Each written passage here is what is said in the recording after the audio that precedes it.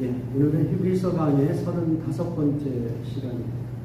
말씀해 보면은 히브리서 12장 1절에서 13절, 설교의 제목은 인내로서 경주하라, 두 번째입니다. 히브리서 12장에서는 성도들이 믿음의 경주를 인내로서 지속하라고 도전하고 있습니다. 인내를 요구하는 이유는 두 가지가 있어요. 첫 번째, 믿음의 경주가 단거리가 아니라 장거리라는 것입니다. 어느 한때 열심히 그렇게 수고하고 헌신하였다, 그런 어떤 과거의 이야기에서 머무르는 그런 신앙이 아니라 죽는 순간까지 이 신앙이 점점 더 성장하는 그런 경험을 해야 되는 그런 장거리 경주라는 것이죠. 두 번째, 인내를 요구하는 이유는 중간에 포기하고 싶은 고난과 유혹이 있기 때문에 그렇습니다. 실제로 우리가 흔히 우스갯소리로 가난한 성도 이야기를 많이 하잖아요. 신앙은 있지만 중간에 여러 가지 이유를 가지고 교회 생활을 중단한, 그러면서도 신앙을 갖고 있다고 주장하는 그런 분들을 우리가 생각해 볼 수가 있습니다. 한때는 신앙생활에 뜨거웠지만 여러 가지 이유를 대면서 신앙생활을 포기한 그러한 사람들이 우리 주변에 어렵지 않게 이렇게 찾아볼 수 있을 정도, 그런 사람들도 있고요. 그리고 아직은 교회 생활을 하고 있어요. 교회 몸을 담고 있지만 그 마음은 뜨겁지 않고 그냥 형식적인 모양으로만 겨우 신앙생활을 집행하고 있는 그러한 것들을 우리가 생각해 볼 수 있어요. 이런 면에서 히브리서 12장에서 이야기하는 인내로서 경주하라는 그 메시지는 우리에게 큰 도전을 준다고 생각합니다. 여기서 인내로서라는 것은 단순히 신앙을 겨우겨우 지켜내고 그렇게 해서 그냥 끝까지 죽는 순간까지 아주 그냥 어렵게 집행해 나갈 정도의 신앙으로 그냥 그 경주를 마치는 그런 이야기가 아니죠. 그래서 인내로서라는 이야기는 죽는 순간까지 그 신앙을 성장시키고 또 하나님이 원하시는 모습으로까지의 그 어떤 성공적인 그러한 경주를 마치기 위하여 인내를 요구하고 있는 것이죠.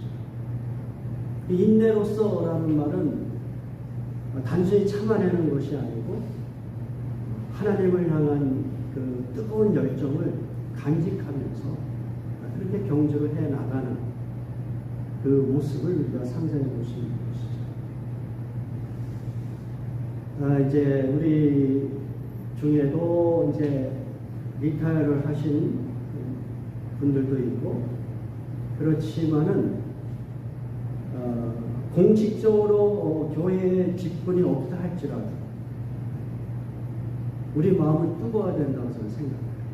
그리고 어떤 방식으로든 이 믿음을 성장시켜 나가려고 합니다. 그 노력을 중간에 중단하지 말고 끝까지 그 일을 하셔야 돼요. 죽는 순간까지. 마지막 순간에는 영적으로 가장 충만한 상태에서 이렇게 마무리를 해야 되지 않나요? 제가 이렇게 이야기하면서 이상적으로 들릴 수도 있어요. 왜냐하면 그러한 사례들이 이렇게 많지 않으니까. 그러나 이제 성경 말씀을 통해서 우리가 도전받아야 되는 스스로 만족하는 그게 아니잖아요. 그렇죠?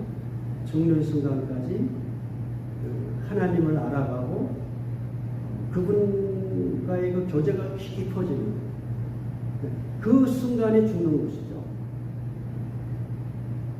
직분이 있든 없든 상관없어요. 어떤 방식으로든 우리는 하나님과의 교제를 지속할 수 있고 그 지속함을 통하여 하나님의 영광을 드러낼 수가 있어요. 어떤 방식? 그러니까 여러분이 이 믿음의 경주를 끝까지 인내로서 성공적으로 완주하고자 하는 그 어떤 그 마음을 다짐할 수 있기를 주님의 이름으로 축원합니다. 이 인내로서 이 길을 가기 위해서 히브리서 12장에서는 세 가지를 도전하고 있다고 지난주에 여러분이 말씀드렸어요. 기억나세요? 첫 번째는 무엇이었어요? 예수를 바라보자. 두 번째는 하나님의 사랑을 확신하라. 세 번째는 무엇이었어요? 하나님의 은혜를 붙들라. 이렇게 말씀을 드렸습니다. 오늘은 시간 관계상 아마도 그 첫 번째, 두 번째 내용을 하면 시간이 맞춰질 것 같아요. 한번 제가 그렇게 두 번째 하나님의 사랑을 확신하는 이 내용까지 여러분에게 증거를 할 수 있기를 바랍니다. 자, 첫 번째, 인내로서 믿음의 경주를 지속하기 위해서 우리가 명심하고 그리고 받아들여야 될 그런 메시지는 뭐냐면 예수를 바라보자는 거예요. 영어식 표현으로는 Fix your eyes on Jesus. 예수께 우리의 모든 시각, 그것을 예수께 고정시켜. 경주를 하는데 우리가 어떤 목표 지점을 향해서 가는 거잖아요. 그렇죠? 그 목표 지점을 향해서 모든 그 열정과 시각을 집중해야 되는데 바로 그 결승 골인점, 그 역할을 하는 분이 누구냐? 예수 그리스도. 예수 그리스도를 바라보면서 믿음의 경주를 하라고 우리에게 도전하고 있습니다. 네, 오늘 말씀에 보면 같이 봉독합니다. 히브리서 12장 2절 3절. 믿음의 주요 또 온전하게 하시는 이 예수를 바라보자. 그는 그 앞에 있는 기쁨을 위하여 십자가를 참으사 부끄러움을 개의치 아니하시더니 하나님 보좌 우편에 앉으셨느니라. 너희가 피곤하여 낙심하지 않기 위하여 죄인들이 이같이 자기에게 거역한 일을 참으신 일을 생각하라. 예수님을 어떻게 정의를 하고 있냐면 믿음의 주, 온전하게 하시는 분이라고 이렇게 정의를 하고 있습니다. 주라는 말은 아르테곤이라는 헬라어를 사용했고요. 이것은 시작하다, 지배하다, 이런 뜻을 갖고 있습니다. 창시자를 가리키는 그런 단어라고 할 수가 있습니다. 예수님은 믿음의 주요라고 했을 때 그것을 믿음의 창시자요, 또는 믿음의 근원이시요, 이런 식으로 이해할 수 있다는 것입니다. 영어 성경에서는 그것을 NIV 성경에서는 the author, 믿음을 만들어낸 그 역할을 하신 그 저자와 같은, 창시자와 같은 그런 분으로 묘사하고 있습니다. 우리가 히브리서 11장에서 배웠던 내용은 구약의 모든 믿음의 증인들은 사실은 누구를 바라보면서 그 믿음을 지켜갔다고 그랬어요? 예수 그리스도, 메시아를 멀리서 바라보면서 그 믿음을 지켜왔다고 이야기했어요. 그러니까 구약의 믿음의 사람들은 예수님을 만나보지 못했지만, 그러나 예수님을 향한 그 믿음을 소유하였고 그것을 통하여 구원받을 것이라고 이렇게 말씀하고 있어요.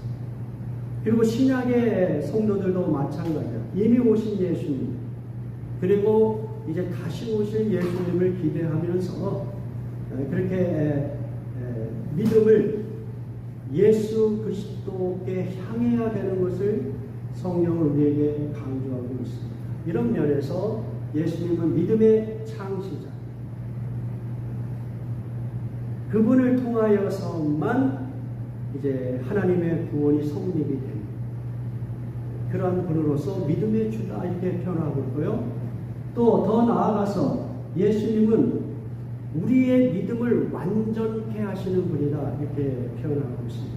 여기서 보면 perfecter of our faith. 그러니까 예수 그리스도를 믿고 그래서 그 믿음의 결과는 결국 무엇입니까? 하나님의 자녀가 되고 하나님 나라의 그 완성을 우리가 경험하면서 하나님과 영원토록 교제하면서 사는 것인데요. 그것을 만들어내는 하나님 나라의 입성을 완전하게 보장해주는 그런 분으로서 퍼펙트.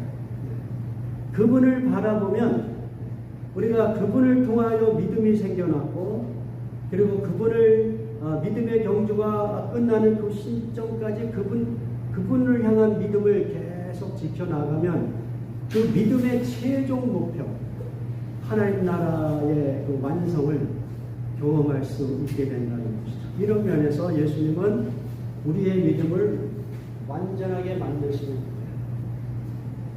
그 예수님은 십자가의 죽음을 통하여 하나님께 끝까지 죽는 시간까지 그 믿음을 지켜나가면 하나님의 구원을 완성시켜 주신다는 것을 직접 체험하시고 보여준 모델이세요. 예수님께서. 그러니까 믿음이라는 것이 그런 거예요. 그러니까 우리가 예수님을 바라보면 내가 믿음의 경주를 할 때에 막 흔들리고 어렵고 이럴 때 예수께 우리의 시각을 고정시켜 버리면 해답이 나오는 것이죠.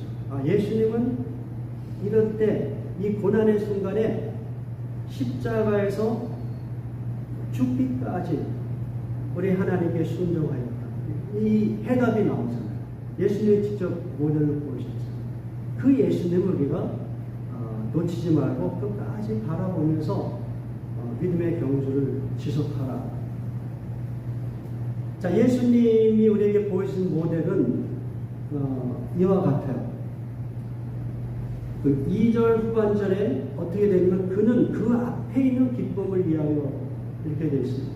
그 앞에 있는 기쁨이라는 것은 하나님의 그 구원의 그 계획 속에서 하나님께서 이루시고자 하는 구원의 어떤 뜻이 있단 말이에요.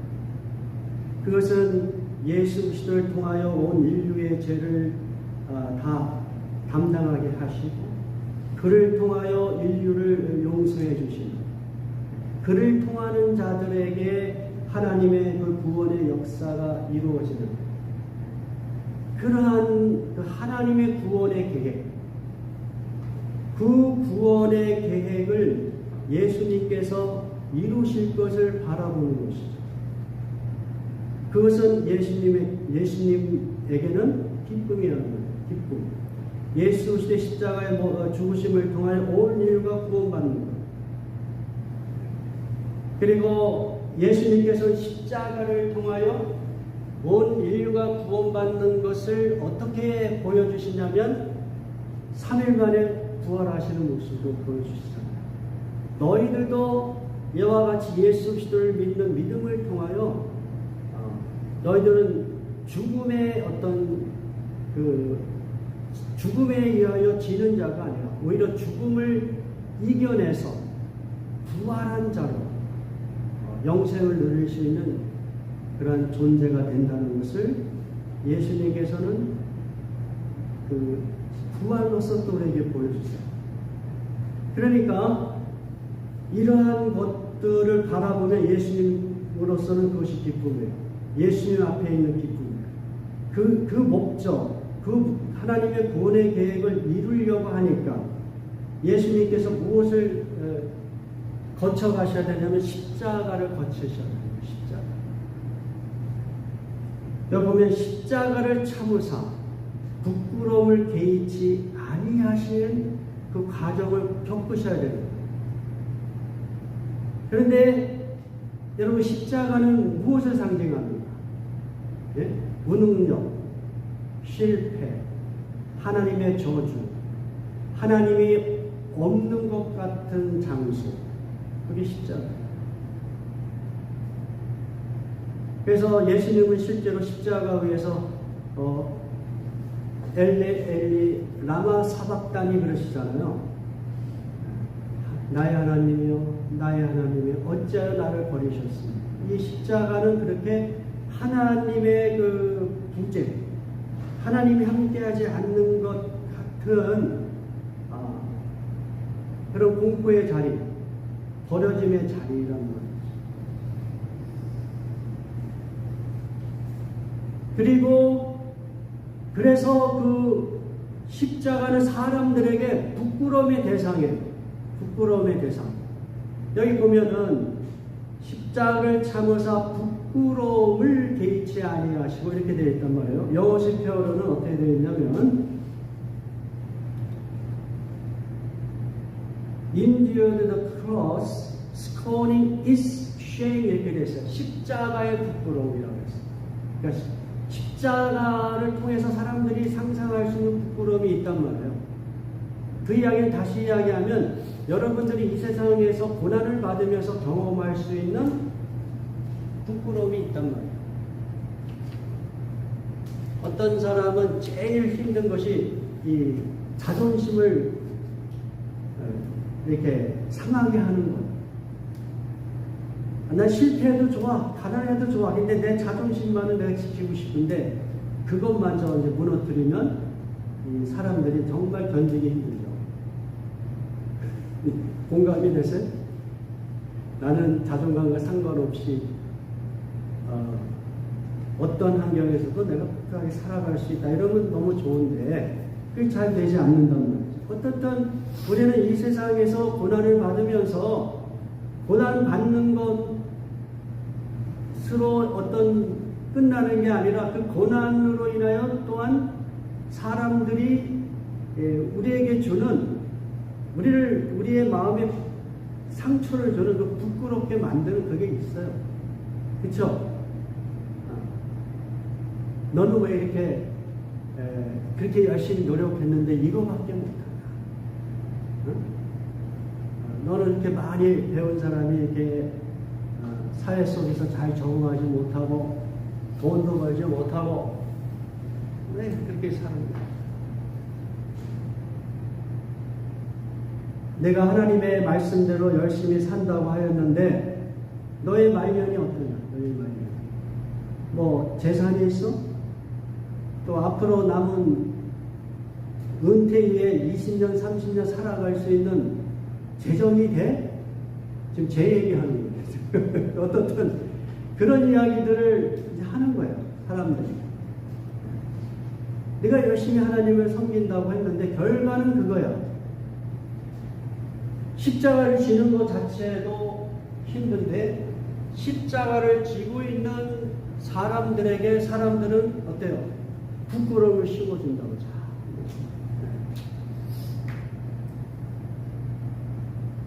그런데 말이에요. 이 영어식 표현이 매우 재미나요. Scorning is shame. 십자가에서 경험하는 그 부끄러움, 고난을 받으면서 여러분이 느끼는 그 부끄러움을 어떻게 해요? Scorning. 예수님은 그것을 어떻게 해요? 개의치 않았다. 다시 이야기하면 그것을 저주하고 그것은 용납할 수 없는 그런 그 사탄의 그런 악한 유혹이라는 것, 이런 것들을 예수님은 아신다는 거예요.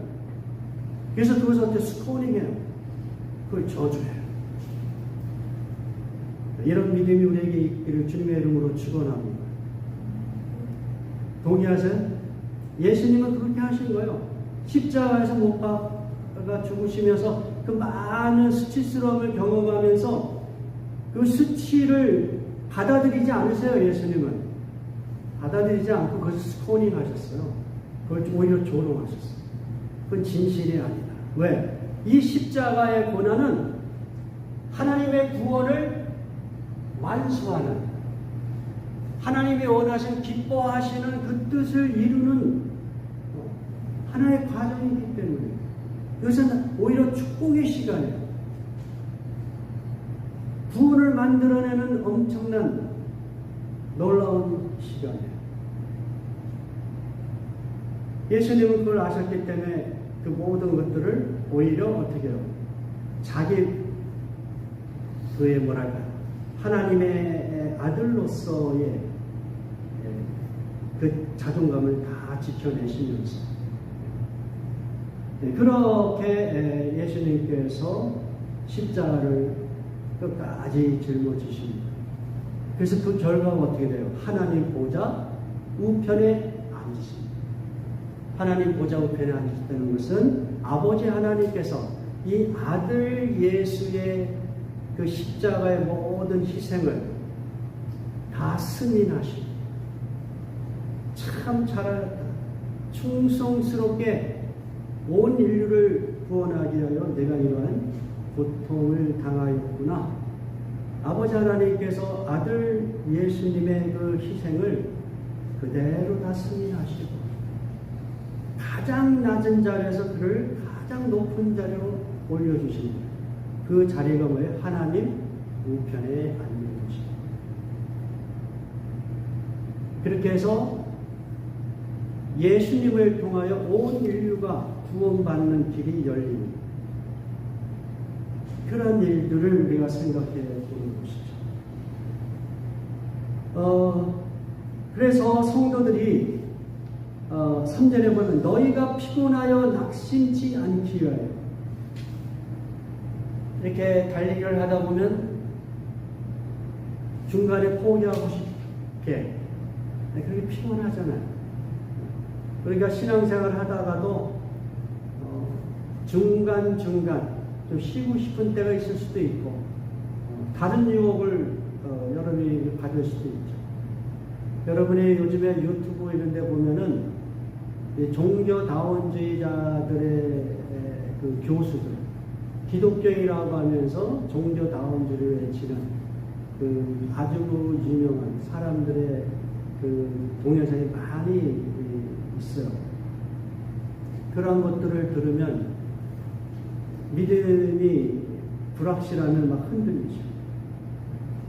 내가 지금 이 신앙생활하는 거 제대로 맞아? 그 유명한 사람, 똑똑한 교수들의 이야기, 그 논리, 그 앞에서 내가 이 믿음을 지킬 수 있겠어요? 네. 그렇게 너희가 피곤하여 낙심하지 않기 위해서 어떻게 한다? 죄인들이 이같이 자기에게 거역한 일을 참으신 예수 그리스도를 생각해요. 예수 그리스도의 믿음을 고수하고 그 말씀대로 살려고 수고하는 그 과정 속에서 여러분이 많은 유혹을 받을 수 있지만 그러나 예수 그리스도께 여러분의 모든 그 시선을 집중하면 우리는 그 모든 것을 참아내고 이겨낼 수 있다. 이런 차원에서 믿음의 경주에서 우리가 집중하여 오로지 한 곳만 바라보는 대상으로 예수 그리스도를 바라보자. 이렇게 우리에게 도전하고 있는 것입니다. 자, 두 번째는 4절부터 13절의 내용입니다. 우리가 믿음의 경주를 지속하려면 하나님의 사랑을 확신하는 거예요. 저 이 메시지가 매우 중요하다고 생각합니다. 우리가 흔히 고난받을 때 또는 억울한 일을 당할 때 또는 문제가 닥쳤는데 그 문제가 어떻게 해요? 하나만 닥쳐도 힘든데 이상하게 세상을 살다 보면 문제가 닥칠 때 모든 문제가 한꺼번에 겹치는 경향들이 있어요. 그래서 여러분이 끄덕끄덕한 분들이 있어요. 그 경험을 하셨다는 거예요. 저도 마찬가지예요. 네. 그러한 상황에서 우리는 항상 질문하죠. 하나님은 나를 사랑하십니까? 이 말도 안 되는 이 상황 속에서 이것을 허락하시는 하나님은 과연 나를 사랑하십니까? 거기에 막 질문이 생깁니다. 그때에 우리가 기억할 것, 하나님의 사랑을 끝까지 확신해라. 그것이 우리의 믿음의 경주를 지속할 수 있는 길이다. 이렇게 우리에게 도전하는 것이죠. 자, 히브리서 12장 4절에서 5절 같이 보도록 합니다. 너희가 죄와 싸우되 아직 피 흘리기까지는 대항하지 아니하고 또 아들들에게 권하는 것 같이 너희에게 권면하신 말씀도 잊었구나. 일렀으되 내 아들아 주의 징계하심을 경히 여기지 말며 그에게 꾸지람을 받을 때 낙심하지 마라. 지금 이 히브리서를 받아들은 그 히브리인 크리스찬들 그 공동체의 그 상황을 두 가지 관점에서 평가하고 있어요. 4절에 보면 너희가 죄와 싸우되 아직 피 흘리기까지는 대항하지 아니하였다. 그 히브리서 10장에 보면 이 히브리서 수신자들은 이미 사람들로부터 비방과 환난을 경험하고 있고 사람들에게 구경거리가 되고 때로는 감옥에 갇히거나 자기의 재산을 빼앗기도 하였어요. 그러니까 이미 고난을 경험하고 있는 거예요. 그러니까 더욱더 배교의 유혹이 강한 그런 상태란 말이에요. 그런데 4절의 말씀은 어떤 뉘앙스가 있냐면 야 너희가 이렇게 고난이 있어도 아직 무엇이 끝나지 않았다? 그 고난이 아직 끝난 것은 아니야. 이 뉘앙스가 여기 스며 있어요. 너희가 죄와 싸우되 아직 피 흘리기까지는 대항하지 않아. 어쩌면 너희들이 지금까지 그렇게 힘겹게 싸운 그런 고난의 순간이 있었지만 그것 때문에 너희가 마음이 흔들려서 유대교로 다시 돌아오고 싶은 유혹이 있는 거 이해해. 그런데 사실은 너희들의 그 커다란 싸움은 아직은 피 흘리기까지는 아닌 그 정도의 고난이야. 어쩌면 더 큰 고난이 있을 수도 있어. 실제로 그렇잖아요. 역사적으로. 그렇죠? 그 고난이 이제 크리스찬들을 이제 사자박으로 그렇게 여러 가지 방식으로 핍박을 경험하게 되는 그리고 그동안의 신앙의 선배들 구약의 그 믿음의 주님들의 삶을 봐도 그들은 피 흘리기까지 싸웠거든요. 칼에 죽기도 하고 톱에 잘려 죽기도 하고 이런 여러 가지의 그 환난을 경험했다는 거예요. 그런 것들을 우리가 생각해 보면 야 너희가 현재 고난의 싸움을 나름대로 잘 싸웠지만 아직은 끝은 아니야. 어쩌면 더 큰 고난이 있을 수도 있어. 어떤 이러한 경고의 메시지도 여기에 같이 담겨 있는 것이죠. 두 번째 이 수신자들의 상태는 무엇이냐면 5절에 이렇게 되어 있어요. 또 아들들에게 권하는 것 같이 너희에게 권면하신 말씀도 잊었다. 지금 이 히브리 크리스찬들은 고난 가운데서 무엇을 잊었다 그랬어요? 하나님께서 아들들에게 너희들에게 권면하신 말씀을 잊었다 이렇게 되어 있습니다. 네? 여러분이 고난을 받고 있는데 그 고난을 어떤 식으로 대응하고 이겨내고 있습니까? 지금 유대인 크리스찬 공동체도 고난을 받고 있는데 유혹도 대개의 유혹도 있는데 어떤 식으로 그 고난과 그 유혹을 이겨내고 있느냐 지금 그 도전하고 있는 거예요. 근데 그 상태가 어떻다고요? 하나님의 권면의 메시지. 고난 중에도 그 고난을 이겨낼 수 있는 인커리지먼트한 그 말씀을 좀 기억하고 그 말씀을 의지해서 그 고난을 이겨내야지. 근데 이러한 경우가 우리에게도 너무 많을 것 같아요. 우리가 어렵고 힘들 때에 너무 그것이 우리에게 힘들다 보니까 내 힘으로 또는 내 주변의 사람의 능력으로 그것을 막 해결하려고 막 노력은 하지만 정작 하나님께는 도움을 요청하지 않아요. 또는 그 상황 속에서 하나님께서 이 상황 속에서 나에게 무슨 메시지를 주실까? 이 격려의 메시지를 찾아내야 되는데 그 메시지를 찾을 생각도 없어요. 지금 이 유대인 크리스찬들의 그 상황이 그렇다는 거예요. 그러면서 이 고난 중에 하나님께서 우리에게 주시는 메시지가 있다. 그 메시지는 격려의 메시지다. 그 메시지를 기억하라고 우리에게 도전합니다. 그 메시지의 첫 번째는 뭐냐면, 야, 너희들이 고난받는 것은 하나님의 아들이기 때문이다. 너희가 참음은 징계를 받기 위함이라. 하나님이 아들과 같이 너희를 대우하시나니 어찌 아버지가 징계하지 않는 아들이 있으리. 징계는 다 받는 것이거늘 너에게 없으면 사생자여 친아들이 아느니라.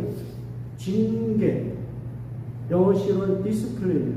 지금 히브리서에서는 크리스찬들이 경험하는 고난을 일종의 징계로 해석하고 있는 거예요. 징계. 징계는 어떤 교육적인 목적으로 훈련하는 그런 의미가 있죠. 징계라는 것이 단순히 고통을 주는 그런 목적이 아니라 그 고통을 통하여 어떤 교육적인 효과를 만들기 위한 트레이닝의 성격이 있는 그것이 바로 징계라는 거예요. 그러니까 지금 크리스찬들이 경험하는 그 고난은 일종의 징계다. 디스플린입니다. 그런데 이 디스플린은 너희가 하나님의 자녀이기 때문에 하나님께서 너희에게 허락하시는 것이다. 이렇게 없을 수도 있다. 물론 이 땅에 사는 모든 사람들은 다 나름대로 고난을 경험하고 있어요. 믿는 사람이든 믿지 않는 사람. 그러나 크리스찬들이 받는 그 고난은 어떤 해석이 필요합니다. 똑같은 종류의 고난이더라도 믿지 않는 사람은 믿지 않는 방식으로 해석할 거지만 우리 크리스찬들은 그것을 하나님의 말씀의 관점에서 해석할 필요가 있는 것이죠. 그것이 무엇이에요? 이것은 일종의 징계. 내가 잘못하지 않았음에도 이런 어려움이 있는 것은 하나님께서 나에게 훈련의 목적으로 어떤 교육의 목적으로 우리에게 잠시 동안 허락하신 그런 징계다. 이렇게 우리가 그것을 해석할 필요가 있는 것이죠. 여러분 실제로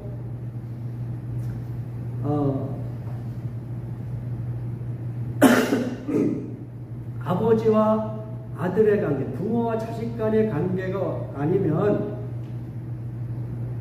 징계하지 않아요. 자기 자식이니까 얘를 어떻게든 좀 더 좋은 아이로, 성숙한 아이로 키우기 위해서 부모들은 어떤 방식으로든 어떻게 해요? 징계하려고 해요. 해초리로 하든 말로 하든 징계하려고 해요. 그러나 인간 그 부모는 지식과 지혜의 면에서 그 자녀들에게 어떤 상처를 남기죠. 부모는 좋은 의도로 하였지만 그러나 그 좋은 의도가 그 자녀에게는 오히려 나쁜 독이 될 수도 있어요. 실제로. 그러나 부모의 의도는 그게 아니었잖아요. 그러니까 부모는 그러한 한계가 있다. 그러나 하나님은 어떤 분이세요? 하나님은 지혜와 능력이 완전하신 분입니다. 우리에게 무엇이 정말 좋은 것인지, 또 우리에게 가장 좋은 일이 무엇인지 이것을 우리 하나님은 완벽하게 준비된 상태에서 우리 크리스찬들을 징계하신다. 그런 관점에서 이 고난을 해석할 수 있어야 된다. 이렇게 이야기합니다. 자, 히브리서 12장 9절 말씀 같이 보도록 합니다. 또 우리 육신의 아버지가 우리를 징계하여도 공경하였거든 하물며 모든 영의 아버지께 더욱 복종하여 살려하지 않습니다. 자, 우리 육신의 아버지가 좋은 의도로 징계하였지만 그러나 그것이 때로는 독이 되기도 하고 또 자녀들에게 상처를 주기도 해요. 그럼에도 불구하고 자녀들은 어떻게 해요? 부모를 공경하잖아요. 부모가 자기에게 상처를 주었어도 그래도 나름대로 그 상처를 이겨내 가면서 부모를 이해하려고 하고 부모와의 그 관계를 끝까지 유지하려고 하는 게 부모와 자식 간의 관계잖아요. 그렇죠? 그렇다면 하물며 모든 영의 아버지께 더 복종하여 살려하지 않겠다. 하나님의 선하심도 믿고 하나님의 지혜로우심과 그 모든 것을 믿음에도 불구하고 나에게 닥친 이 고난은 우리를 매우 슬프게 하고 매우 아프게 해요. 그렇죠? 또 그 고난 때문에 하나님을 향한 원망도 생겨요. 그게 일종의 상처죠. 내가 하나님을 이렇게 잘 섬겼는데 왜 하나님은 나를 이렇게 대우하시지? 왜 나에게 이런 고난을 허락하시지? 이러한 질문들을 막 하게 되죠. 이것도 역시 상처예요. 부모로부터 받은 상처도 자식들은 그것을 어떻게든 잘 이겨내고 부모와 그 릴레이션십을 유지하고 부모를 공경하려고 하는데 하물며 완전한 지혜와 능력을 갖추신 우리의 영의 아버지인 하나님 앞에서는 어때요? 우리가 비록 이 땅에서 내가 왜 이렇게 억울한 고난을 받아야 되는지 충분히 이해하지 못할지라도 어떤다? 그 하나님을 우리가 부인하거나 그 하나님을 떠나서는 안 된다는 거예요. 그 하나님을 끝까지 의지하고 그 하나님께 경배하는 삶을 살아야 된다는 거예요. 왜냐? 하나님과 우리와의 관계는 어떤 관계? 아버지와 아들의 관계예요. 육신의 아버지와 아들보다 더 온전한 관계로서 더 뛰어난 탁월하신 지혜와 능력을 가진 그러한 영의 아버지로서 모든 크리스찬들은 다 어떤 마음을 가져야 돼요? 고난이 있을 때 나는 어떤 존재다? 하나님의 사랑받는 아들이다. 딸이다. 이런 메시지를 여러분이 붙들란 말이에요. 이 메시지가 여러분에게 큰 위로가 될 수 있기를 주님의 이름으로 축원합니다. 네, 두 번째, 우리가 고난을 받을 때 하나님께서 우리에게 주시는 메시지가 무엇이냐면, 어떻든 너희가 충분히 다 이해하지 못하고 소화하지 못할지라도 중요한 것은 하나님께서 여러분에게 유익을 주신다는 거예요. 이 고난을 통하여 유익을 주시고자 하는 하나님의 선한 뜻이 거기에 있다는 겁니다. 그것을 기억할 수 있기를 바랍니다. 히브리서 12장 10절에서 오직 하나님은 우리의 유익을 위하여 그의 거룩하심에 참여하게 하시느니라. 물론 징계가 당시에는 즐거워 보이지 않고 슬퍼 보이나 후에 그로 말미암아 연단받은 자들은 의와 평강의 열매를 여기서 10절에서 그들은이라고 그랬어요. 그들은 누구예요? 육신의 아버지들, 부모를 이야기하고 있어요. 그 제한된 그 판단력, 지혜, 그 능력으로 자녀들을 훈련시키죠. 그래서 남대로 최선을 다했지만 그러나 그것이 그 자녀들에게 충분하게 유익을 주지는 않는다는 것이죠. 그게 이제 우리의 한계예요. 부모와 자식 간의 한계.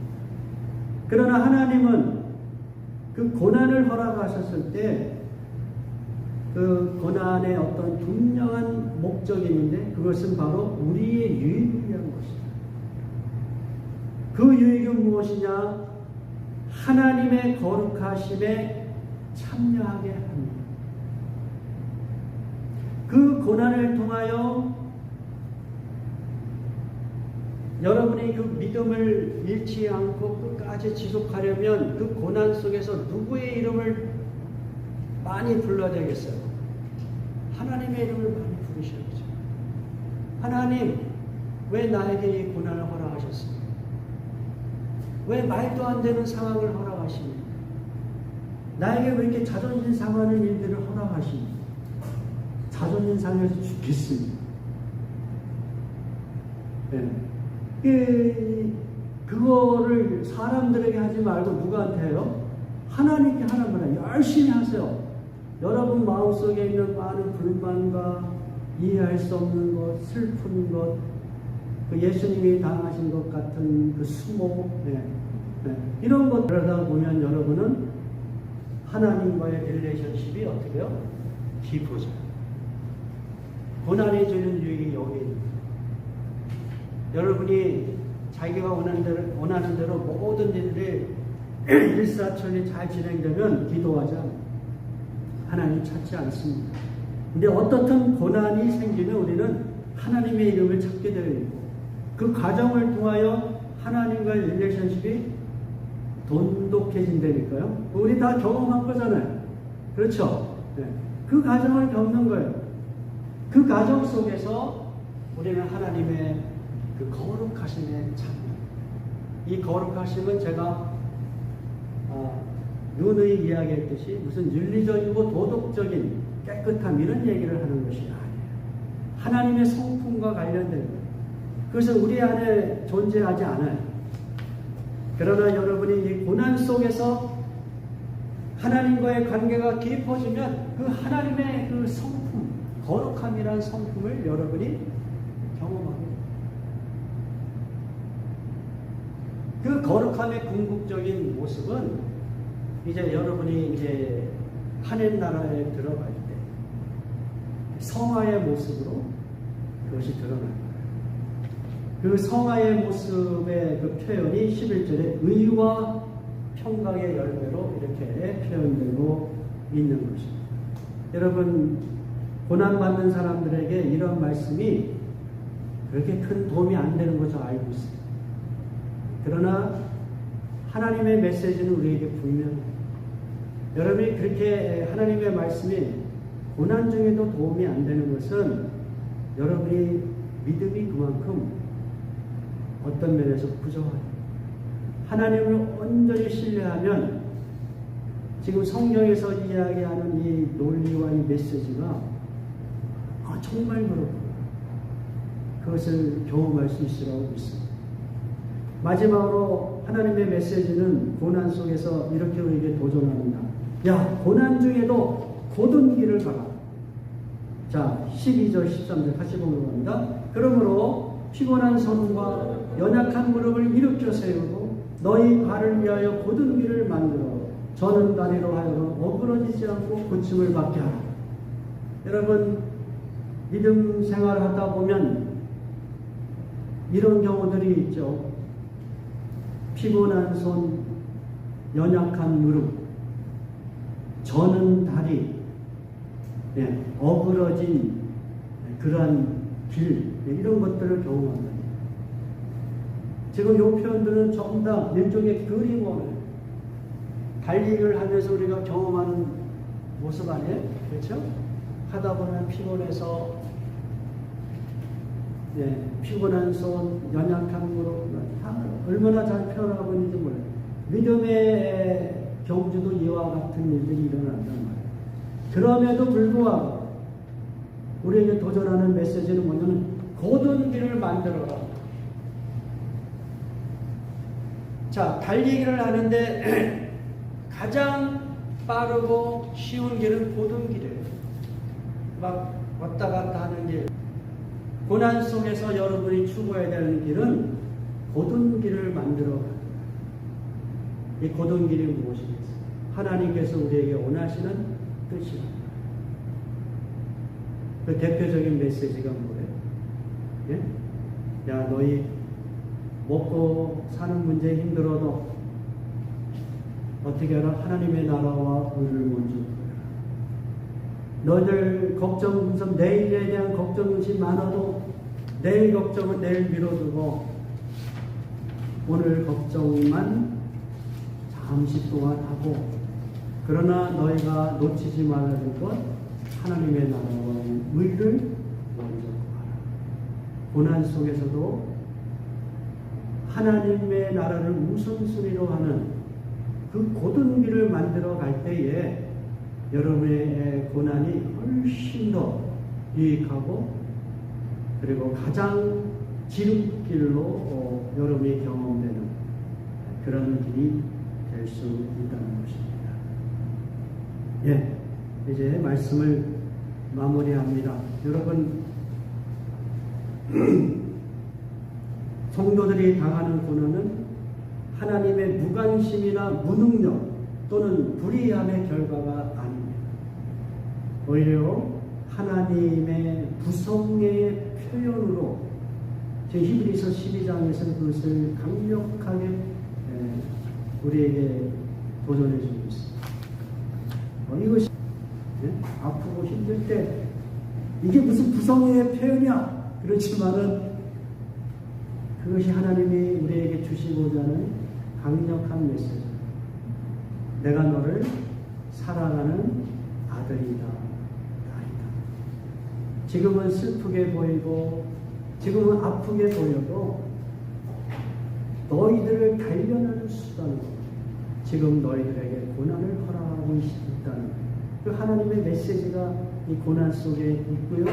그 속에서 잊지 말아야 되는 것. 우리는 하나님의 사랑받는 자입니다.